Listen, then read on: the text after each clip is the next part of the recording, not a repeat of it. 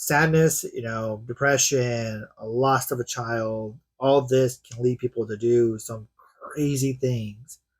And makes you ask yourself, how far would you go if you lost a child and you knew you could bring that child back? Well, I just saw Bring Her Back, and man, this movie answers many of those questions. Let's get to it. Starting transmission. So, my initial reaction to the movie after seeing it is I was not expecting much from this movie. I thought it was going to be a simple possession film just from the trailer. You think, okay, kid gets possessed by a devil, creature, or demon, and causes mayhem. No, this movie is way deeper, way more meaningful than that. And I am going to refrain from doing any spoilers in this review, so this is going to be a spoiler for review. Because I believe this is a movie you want to go in without knowing what the ending is. So overall, I'll just give this kind of a brief high overview of the summary of the movie. So you have these two kids who their dad has died, and now they're left to basically go into foster care. And while they're in foster care, they get set up with this woman who has ulterior motives, kind of a little odd, kind of a little weird. And as these two kids are living with her during this like crazy monsoon storm, we start noticing that the other child that she's watching over isn't quite right, and there's something really going on. We're also getting these glimpses of this VHS cassette of this ritual kind of going on, and very quickly we know there's something's going on because there's circles all over the house. There's a white giant circle all around the house. There is like a lot of symbolism with the circles, just like repeating patterns. And, you know, and here's a woman who's going to take in these three children essentially. And she also had a child who's visually impaired that passed away. And now she's looking after these new kids, who one of them is also visually impaired. The cinematography in this movie was amazing. The acting was great.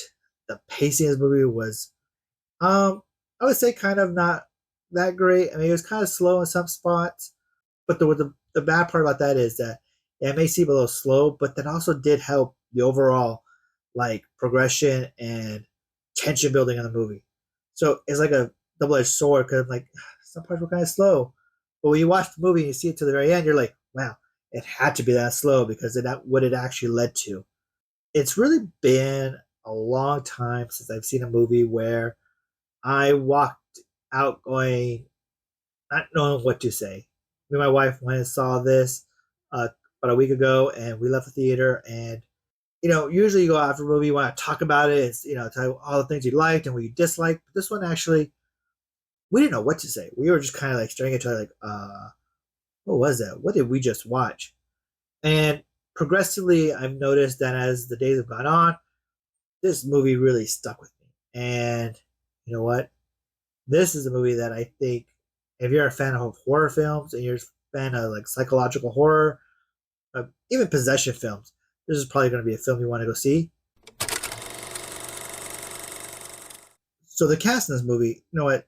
They were given a lot to work with. They are playing characters who were being put into a very unique situation, something that most children will never go through in their lives, and it's scary. It's frightening. It's dangerous, and you know what? These two kids did an amazing job in their portrayal of these characters. You first have Billy Barrett, who is playing the older brother, Andy. And then you have Sora Wong, who is playing the younger sister, who is also visually impaired. And she's visually impaired in real life and in the movie, and she did an amazing job playing this, kind of like I say, a bratty little sister in a sense. And these two siblings are basically like, they go through something very, very traumatic at the very beginning of the story, and you don't know whether or not so there's something else going on behind the scenes or something else darker that was going on. But you know that these two are ride or die. They fight for each other, and you really feel it with these two. They do feel like siblings.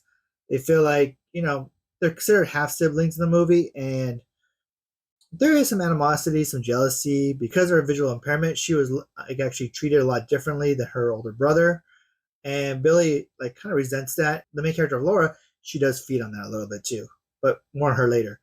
But yeah, these two did a great job. This is actually Sora Wong's very first role, and you know what? She kicked it out of the park. You do really feel for her. You feel that emotional, like she's scared, she's afraid, but she's still also like she's not using her visual impairment to actually hinder her in any way, and she is actually like, no, I'm gonna be like everybody else. Oh man, that's kind of cool to see her be like this. But she did a great job. And then Billy, as the tortured teenager, he actually did pretty good too. So I give him kudos for that. For the third child movie that were named Oliver, and he's played by Jonah Rand Phillips, and you may recognize him as he had a small little cameo in Sweet Tooth on Netflix. He played Theo. He was like a little boy with, I think he had bat wings. I believe what he had. Anyway, so yeah, so his character in this movie, he is you see him in the trailers. He's the little boy who's like, kind of like possessed, and he does a great job in this movie because a lot of the horror that happens in this movie, a lot of the psychological horror, the body horror, stuff like that, this kid does an amazing job of kind of playing that creepy kid who, you're not too sure what his motive is. Is he possessed? Is he not? Why is he doing some of these things? Oh man, he's creepy and creepy in a good way. And he's also like, I give him kudos because some of those practical effects and some of those things he has to go through probably were horrendous and very torturous. But he made it seem so realistic. You felt a lot of that too. And there's some scenes where he's in pain and anguish, and man, this kid pulled it off amazingly. So yes, kudos to all three kids in this movie. They did a great job. Now for the main antagonist, I could say, that was Sally Hawkins, who plays Laura. And Sally Hawkins, you may recognize as the mom from Paddington, or the main actress that was in Shape of Water. And she does an amazing job. And what's so weird is that this is a complete 180 from her role in Paddington, where she plays the mom, loving, caring mom. And this one, she starts off as a loving, caring mom, and then as the movie progresses, you'll witness that her intentions and what she's doing is a lot more darker, a lot more sinister. So she does an amazing job in this movie playing that evil character who, it's also like she's not evil to be evil. There is a message behind this where it is guilt, lost, resentment, and trying to get back what she had lost originally. And she plays it perfectly. You feel her emotions. When she's depressed, you feel it. When she's angry, you feel it. When she's like just like way out of her means, you can feel that too. But she does an amazing job in this movie. That's our main four cast members in this movie, and these pretty much make up the whole movie. There are some minor characters in the movie, but it's up to these four actors to actually build this world out and actually create this atmosphere. And you know what? Going to this movie, you just don't know what's going to happen. And who do you trust? Who do you not? And what's happening? Is it really happening? Is it not happening? Oh, so many questions, but man, they did a great job overall. Now for the directors, this is the Rocka Rocka brothers, or the Philippou brothers. So these are the two brothers from Australia. They're actually YouTubers who made short films on YouTube, and they had a pretty good, decent hit with A24 last year with Talk to Me. And now this is their second big film, Bring Her Back. And you know what? These two are going to go far. They are actually bringing something new, I feel like, to the horror genre with their storytelling, with the way they direct the actors, the way they're directing the film. Their, the cinematography in this movie is done amazingly. So, and these two brothers are taking something very human and also elevating it, and also like, a nice little horror movie twist that you don't realize what you're watching is a movie about grief and depression for these characters, because you're really just seeing the whole possession storyline going. And when you actually sit back and like think about it, like, whoa, this is a lot deeper than you could imagine. And man, these two did a great job in the movie. This is only their second major feature film, and I can't wait to see what they actually bring next. Now, let me tell you that the sound design in this movie is what makes this movie so scary. There's a couple of scenes in this movie that the sound design is just Like it, ugh, it actually creeps me out a little bit more. So there's one scene or the scene where somebody gets hit. There's silence in this movie. You don't hear anything. You see this character come in, and the camera lingers on them for so long, and all of a sudden here, and oh, you just hear the bone crunching, and it's pretty creepy. But that isn't the scariest scene in the movie. I don't know. There's some more. The movie takes place a lot during a rainstorm, so you also have that rain and thunder and everything. So it's really building that atmosphere. So you get that all in the background, and it's just sinister in the sense that a very calm scene it can be very scary too, in the sense that when you hear thunderstorm, when you see lightning, when you hear rain, it might be happening behind the scenes. The movie is filled with a lot of silence too.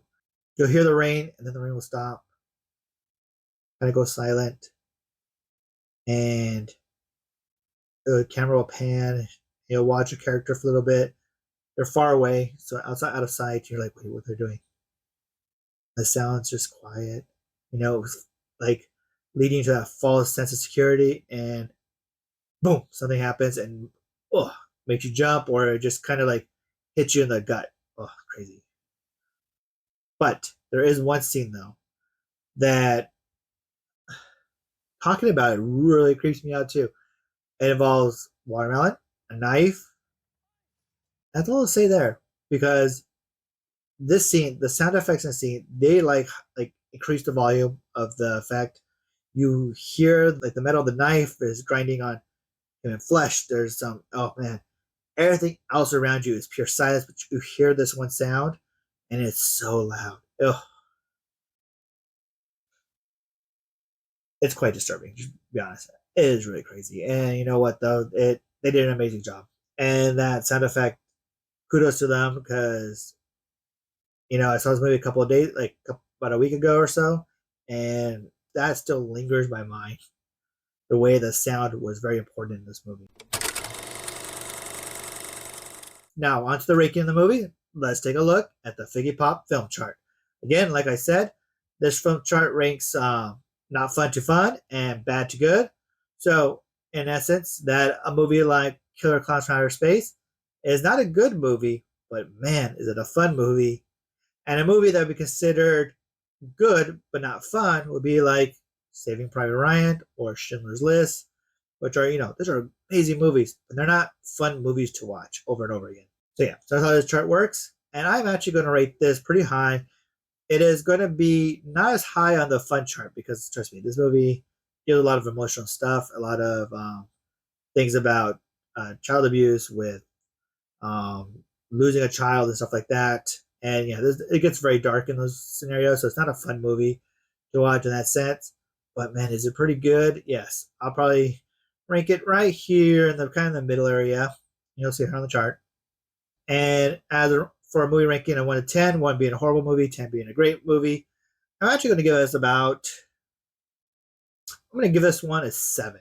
Like I said, the Philippou brothers, they did an amazing job on the movie, really delved into the whole idea of the satanic panic. They dealt with the story of loss and grief and were able to bring it to life. And if you haven't seen their other movie, Talk to Me, I say go check that out. This is a nice, good companion film to go along with that one. All right, guys, let me know in the comments down below. Did you guys see Bring Her Back? What were your thoughts? Did you like it? Did you hate it? I know I really did like it. I want to know what your thoughts were. Let me know in the comments down below. And until next time, guys, hit the like, subscribe, and notification bell. And until next time, this is JD with the Figgy Pop Glitter Channel. That concludes a Figgy Pop transmission.